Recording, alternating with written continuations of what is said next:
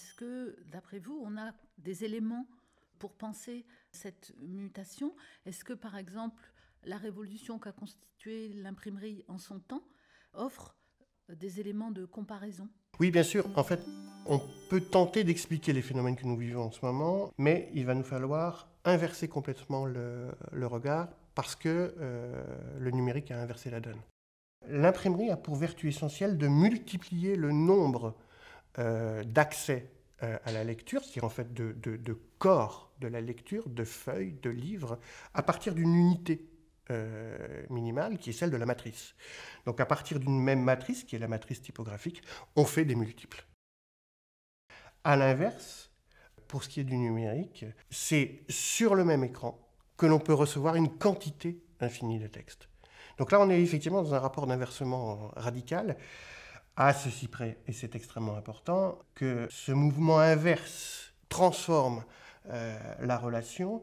L'une démultiplie le même texte vers tous les lecteurs et l'autre rassemble tous les textes vers le même lecteur, mais en même temps, ce même lecteur, il est en relation, en réseau.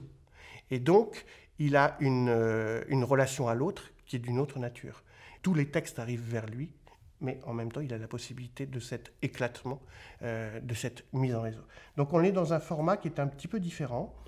Si l'imprimerie multiplie les supports, le numérique, lui, multiplie les textes et les met en relation. Et met en relation les usagers de ce texte, c'est-à-dire en fait les lecteurs, écrivains, éditeurs, que sont les usagers de ce texte.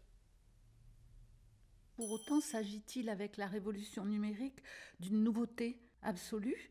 Ou bien, à l'inverse, pourrait-on repérer des éléments de continuité?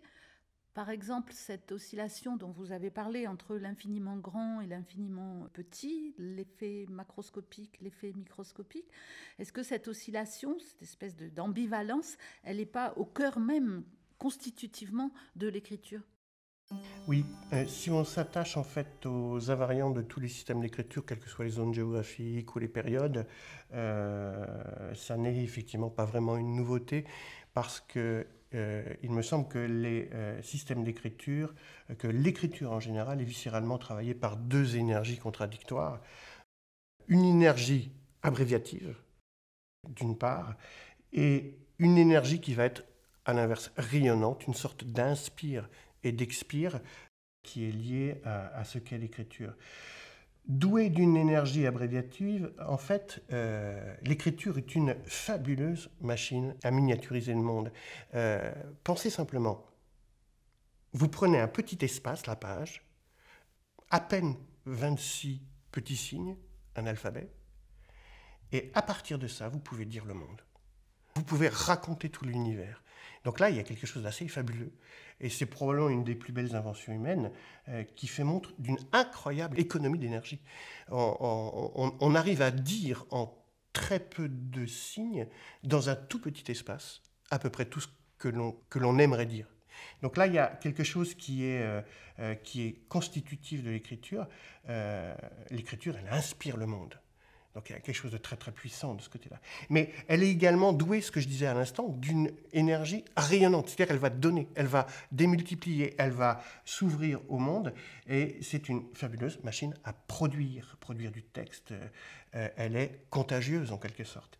Elle diffuse, elle rayonne. C'est un souffle qui expire à travers le monde. Donc il y a ce mouvement dual de l'inspiration, de l'expiration, en quelque sorte. L'écriture, c'est un souffle fabuleux. Et graphiquement, on pourrait prendre un exemple qu'on a l'habitude de croiser, qu'on oublie complètement dans n'importe quel texte. On utilise une capitale ou une minuscule, par exemple. C'est en fait une très grande lettre. On n'a qu'à penser à la grande lettre du A que fait la tour Eiffel, cette fabuleuse lettre A placée au milieu de la capitale, c'est le cas de le dire, c'est une capitale dans la capitale, et puis ce tout petit A minuscule tracé sur un grain de riz par exemple, et les deux en fait sont tous les deux des A. Et l'écriture nous permet de jouer sur le grand et le petit comme ça de manière extrêmement fluide, sans qu'on y fasse attention au quotidien, mais qui est éminemment présent dans notre pratique. Et c'est une fois qu'elle arrive douée de ces énergies en tension. C'est une fois qu'elle arrive dans le livre, par les pressions des bords du livre, par les pressions des cadres, de ce qu'est constitutivement la matérialité du livre et de ses formats, que l'écriture est contrainte de s'abréger, mais pour autant, elle n'est pas petite, elle garde ce lien immense au monde et cette relation et cette tension qui a été pensée dans d'autres cultures que la culture occidentale. C'est quelque chose qui était déjà constitutif de l'écriture.